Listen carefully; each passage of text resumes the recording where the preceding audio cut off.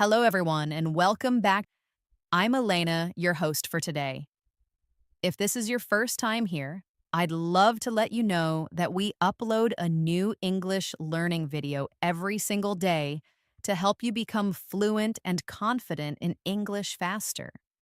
In today's episode, you'll improve not only your English listening skills, but also your ability to catch fast, real life conversations. We're diving into a very practical and important topic: how to understand fast native English speakers. If you've ever watched a movie, a YouTube video, or even talked to a native speaker and felt like their words just fly by too quickly, don't worry, you're not alone. Fast English can feel overwhelming, but the good news is, with the right techniques and daily practice, you can train your ears and your brain to understand native level English smoothly and naturally. We'll go through real life examples, practical tips, and simple daily exercises that will help you catch natural English, understand sentence rhythm, and recognize connected speech that native speakers use all the time. By the end of this video, you'll know how to break the speed barrier in English listening and feel more confident when talking to fast speakers. Before we jump into the lesson, don't forget to subscribe to the channel and hit the bell icon if you want more helpful English learning episodes like this, so grab a notebook and something to write with and let's get started. Understanding fast native English speakers can feel like trying to catch a speeding train. You hear sounds, but they blur together. Words are skipped, sentences run into each other, and by the time you think you've understood something, the conversation has already moved on. This is something almost every English learner faces, especially when they step out of textbooks and into real-life English. But here's the truth: fast English isn't impossible to understand. It's just different from what you've learned in traditional classes. Native speakers speak with a rhythm. They use contractions, they link words, they skip sounds that seem unnecessary to them, and they speak with emotion, speed, and tone. What you need is not just vocabulary and grammar. What you need is exposure, awareness, and practice. And that's exactly what we'll work on in this lesson. Let's first understand why native speakers sound so fast.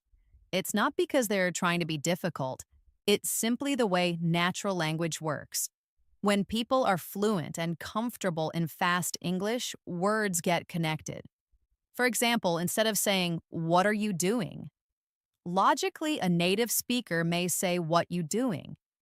Instead of "I am going to," you'll hear "I'm going to." These shortcuts make conversations flow faster and smoother. That's why, even though you may know the words, when you hear them squished together, your brain doesn't recognize them quickly. Native speakers also use stress and intonation differently. They emphasize some words while swallowing others. For example, in the sentence, "I didn't say he stole the money," depending on which word is stressed, the meaning changes completely. So, understanding fast English is not only about hearing all the words, it's about catching rhythm, stress, and patterns. Now, let's talk about connected speech. This is one of the most important reasons why fast English sounds hard to understand. Connected speech means that when people speak quickly, they join words together in ways that sound different from when you read them. For example, "Do you want to eat?" becomes "Do you want to eat?" And "Could you help me out?" becomes "Could you help me out?" The sounds blend. Sometimes letters are dropped, like the T in "want to," and sometimes new sounds appear between words, like a I sound or a soft ch. This is completely normal in native conversation, and the more you listen to it, the easier it becomes to recognize. Let's try a simple listening practice together. I'll say a sentence slowly first, then naturally. You try to hear the difference. First, slow. "Did you eat already?" Now, naturally. "Did you eat already?" Did you hear that change? "Did you" becomes "did ya." Try repeating it after me. Did you eat already? Let's try another. Slow. What are you going to do? Now fast. What are you going to do? Try repeating it. What are you going to do?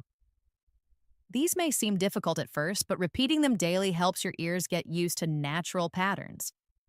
Listening and repeating is one of the best ways to improve. You don't have to understand every word at first, just start by recognizing the pattern. That alone will give your brain a huge head start in future conversations. Now, here's a helpful exercise you can do every evening. Take a short conversation clip from a movie, TV show, or a YouTube video. Listen to it once without subtitles. Try to catch the main idea. Then listen again with subtitles. Pause after every sentence. Repeat it out loud the way it sounds, not the way it's written. Try to copy the tone, the speed, and the emotion. This kind of shadowing practice is one of the most powerful tools to improve your listening and speaking at the same time. It trains your mouth to move like a native speaker and your brain to listen in real time. Remember, when you only read English, your eyes lead the way, but when you listen, your ears take control. So give them the exercise they need. You can also start noticing common contractions and informal phrases. Instead of, I do not know, native speakers often say, I don't know. Instead of, let me help you, they'll say, let me help you. These small changes add up to a big difference in how English sounds in real life. And here's something important. Don't worry if you can't understand everything right away. Even native speakers sometimes miss things when someone speaks too fast or unclearly. Your goal should be progress, not perfection. Every time you understand a new phrase, your brain builds stronger listening muscles. A great daily practice you can do is what I call the 1-minute rewind. Choose a 1-minute video in English, something with native speakers. Watch it without subtitles, then rewind and watch again. This time, focus on one sentence. Try to catch every word. If you miss something, rewind again. Pause after each sentence and repeat it out loud. The key here is to train your ears slowly. 1 minute a day may not sound like a lot, but if you do it every day for 1 month, your ears will be stronger, your reactions will be quicker, and your understanding will be deeper. Now let's talk about real-world English. The kind you hear in cafes, on the streets, in movies, or during conversations with native friends. This English is not always clean or formal. It's full of expressions, slang, and natural messiness. For example, you might hear someone say, let me grab a bite, instead of, let me get something to eat. Or I'm gonna head out, which means I'm going to leave now. These are everyday phrases that may not appear in textbooks, but they are used constantly in real life. And the more you get exposed to them, the better your understanding becomes. To train your brain for this kind of English, try watching shows or videos where real conversations happen. Choose content with subtitles first, then move to videos without subtitles. You can even try listening to podcasts or audio clips while doing daily chores like cooking or walking. Immersing yourself in real spoken English every day will slowly adjust your ear to the speed and rhythm of native speakers. One very effective method to improve listening is called dictation practice. Here's how it works. You play a short audio clip, just 1 or 2 sentences. You listen carefully and try to write down exactly what you hear. Even if you miss some words, don't worry, just try your best. Then play it again and fill in the missing parts. Do this 2 or 3 times until you think your sentence is complete. Finally, compare it with the transcript or subtitles. This simple exercise helps you notice which words are difficult to catch and why. Maybe they're being connected, maybe they're reduced, or maybe you just haven't heard them enough times before. Dictation helps improve your concentration, memory, and spelling all at the same time. It's especially useful for catching those little words like to, of, a, and an that often disappear in fast speech. Let's try one short example now. I'll say a sentence quickly and you try to write it down. Ready? I should have told you earlier. I'll repeat it. I should have told you earlier. Did you catch that? Most native speakers won't say, I should have told you earlier. They'll say, should have. One small blended word. Go ahead and repeat it. I should have told you earlier. That's how real English sounds. The more you practice hearing and writing these sentences, the easier it becomes to follow fast conversations. Now let's talk about chunking, a very powerful way to improve understanding. In natural speech, people don't speak word by word. They speak in chunks or groups of words. For example, instead of hearing, how are you? As three separate words, your brain should hear it as one sound. How are you? Instead of, do you want to go? It's heard as, do you want to go? These chunks come from common patterns and repeated phrases. When your brain begins to recognize these as full units, you won't have to translate word by word anymore. This means your brain will work faster and more efficiently. So how do you train for chunking? Simple, by listening to the same phrases over and over in context. Watch interviews, dialogues, or shows where the same structures appear. Repeat them out loud. Make them part of your daily language. Soon you'll start recognizing the chunks automatically, even in fast speech. Another practice method that helps a lot is what I like to call the listen and imagine method. This helps you follow fast English using mental pictures. For example, if you hear someone say, we grabbed some coffee and headed downtown, you don't need to think about every single word. Instead, picture it. Imagine two friends getting coffee and walking into the city. This kind of mental visualization connects language with real experience. It improves understanding without needing to slow things down. You stop translating and start experiencing English. That's how native speakers understand each other. Not by analyzing every word, but by processing ideas quickly. Practice this by listening to short dialogues and trying to imagine the scene like a movie in your mind. It makes the language come alive. Now let's do a little imagination practice. Close your eyes and listen carefully. Imagine this scene. She ran out of the house, jumped into the car, and drove off without saying a word. Did you see it in your mind? That's the goal. You didn't need to understand every syllable. You followed the meaning because you connected it to a picture. This helps even more when native speakers speak quickly. Instead of catching individual words, your mind catches the whole meaning. That's a powerful skill, and you can build it with just 5 minutes a day of this kind of practice. At this point, it's also important to talk about patience and mindset. Understanding fast English is not something that happens overnight. It takes time, and it's okay if you don't understand everything right away.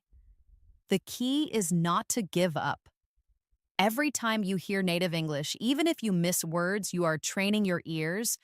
You are making progress, and progress, even if it's slow, is real. Think of listening like exercise. The more you do it, the stronger you become. It's not about catching every word, it's about catching more words today than you did yesterday. Celebrate those small wins, and you'll feel motivated to keep going. Here's one more practice you can try. It's called repeat after pause. Find a short video or audio clip just a minute long.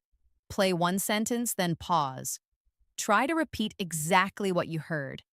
Then play the next sentence, repeat again. This shadowing technique helps train your pronunciation, rhythm, and listening all at once. The more you practice, the more fluent your speech becomes, and the better your ears get at catching fast English. Even 5 minutes a day with this method can make a huge difference over time. As we continue, I want to share one very helpful habit that many fluent English learners use. It's called active listening. Active listening means you don't just hear the words, you try to understand what's behind them. You pay attention to the tone, the emotion, and the speed. Native speakers often speak quickly, but they also slow down or raise their voice when something is important. For example, if someone says, "I really don't want to go," the word really is stretched and emphasized. This is a clue. It tells you the speaker's feeling is strong. You don't need to understand every word to get the message. You just have to listen actively. Practice this by watching short dialogues and noticing how people express emotions with their voice. Soon you'll start catching meaning even when the language is fast. Another way to improve is by building your background knowledge. Let's say you're watching a video about shopping or travel or food. If you already know a little about the topic, it's much easier to follow along, even if the speaker is fast. Why? Because your brain already expects some of the vocabulary and structure. It can predict what's coming next. This is called context-based understanding. So try to choose listening material related to topics you're familiar with. If you like cooking, watch cooking videos. If you love sports, listen to sports commentary. Your brain will fill in the blanks more easily when the subject is familiar. This builds both listening confidence and vocabulary at the same time. Let's do another small exercise to apply what we've learned. I'll describe a scene in fast but natural English. Try to catch the main idea and build a picture in your mind. Here we go. So I was running late for work, spilled coffee on my shirt, missed the bus, and had to call a ride just to make it to the meeting. Now pause. What happened here? You might not have caught every word, but you probably understood that the speaker had a rushed and stressful morning. That's the goal. Focus on the meaning, not perfection. Real English is about understanding the message, not catching every syllable. Let's talk about pronunciation now because this is a key to understanding native English. Native speakers connect words in ways that might feel strange to learners. For example, what do you want to eat? It becomes what do you want to eat? Or did you see it? Becomes did you see it? These connections are completely natural, but they make the sentence harder to understand if you're expecting perfect word separation. One way to get used to this is by practicing connected speech yourself. Try to repeat what you hear exactly how you hear it. Say gonna instead of going to. Say wanna instead of want to. This may feel informal, but it's how English is actually spoken. And understanding connected speech is one of the fastest ways to improve your listening. Another practice technique is the echo method. Play a sentence from a native speaker and then immediately try to repeat it with the same speed and rhythm, like an echo. For example, if the sentence is, "I can't believe he said that," you repeat it right after with the same energy and pace. This helps your tongue and brain get used to how fast English feels. At first, you might miss words, but after a few tries, you'll notice improvement. This method not only helps you understand fast English, it also helps you speak more naturally. Now, let's touch on a big challenge: unfamiliar accents. Not all native English speakers sound the same. There are American, British, Australian, and many other accents. And even within those countries, there are different regional ways of speaking. For example, someone from New York may speak differently from someone in California. Someone from London may sound very different from someone in Scotland. So, how do you train for that? Expose yourself to as many accents as possible. Watch videos from different English speaking countries. Listen to podcasts, interviews, or even songs with various accents. This helps your brain become flexible. It stops expecting just one correct way of speaking, and that flexibility will allow you to understand people no matter where they're from. Here's a short scene using an informal American accent. Hey man, I'm heading out soon. You coming? Or nah? Notice the dropped G in heading and coming and the use of casual phrases. These are very common in friendly conversations. Try repeating it a few times. Hey man, I'm heading out soon. You coming or nah? The more you listen and repeat, the more natural this kind of English becomes to you. Now let's add a few tips for watching English movies or shows. First, don't worry if you don't understand everything. Start by watching with subtitles in English. Watch one scene, then replay it without subtitles and see how much you can understand. Try pausing after each line and repeating it out loud. You can even write down useful phrases. For example, in a movie scene where someone says, "We've got to hurry or we'll miss the train," you can note that "we've got to" is another way of saying "we have to." These small discoveries make you more comfortable with real English and help you build a stronger listening vocabulary. Next, let's look at how songs can help you. English music is a fantastic way to train your ears. Choose a song you like and look up the lyrics. Listen once without reading, then listen again while reading the lyrics. Finally, try singing along. This method helps you get used to natural rhythm, intonation, and word linking. Many song lyrics use everyday language. For example, in the song "I'm Going to Find Another You," the phrase "gonna" is used instead of "going to." These details teach you how real people speak. And because music is fun and emotional, your brain remembers it more easily. Let's take one more practice paragraph together. I'll say it naturally and a little fast. Try to follow along. We were supposed to meet at 7, but I got stuck in traffic and then couldn't find parking, so I ended up getting there almost an hour late. That was a fast, real-life situation. Try to repeat it after me.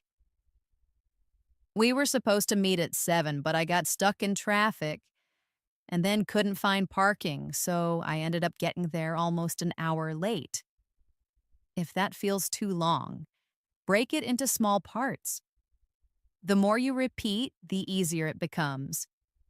And finally, remember that improving your listening is not just about listening more, it's about listening better. Be intentional. Choose content that challenges you a little, but not too much. Set daily or weekly goals.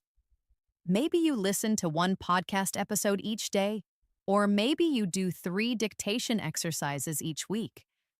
Whatever you choose, keep it consistent. Improvement doesn't come from big steps once in a while. It comes from small, steady steps every day. Your ears will improve. Your understanding will get better. And one day, you'll suddenly realize that you understand English without trying so hard. So let's quickly review your path to understanding fast English speakers. You've learned about connected speech, reduced forms, chunking, shadowing, and active listening. You've done exercises using imagination, dictation, and repetition. You've practiced understanding through real conversations and gotten familiar with different accents. All of these are powerful tools that will continue to help you even after this video ends. The only thing you need to do is keep going. Make English part of your life. Not just a subject you study, but a language you live with. The more time you spend with it, the more natural it becomes. And soon you won't just understand fast native English, you'll enjoy it. So grab your notebook and go back to practice the exercises again. Make sure you repeat the phrases in chunks, listen daily to short conversations, and push yourself a little every day. With time, your ears will catch up, your brain will speed up, and your confidence will grow. Thank you so much for watching today's episode of English in Moments. I hope you learned something valuable and feel more motivated to improve your English listening. If you found this video helpful, don't forget to like, share, and of course, subscribe to the channel and make sure to hit the bell icon so you never miss another episode. This is Elena, your host, signing off for now. Keep practicing, keep listening, and remember, English fluency is just one conversation away. See you in the next video.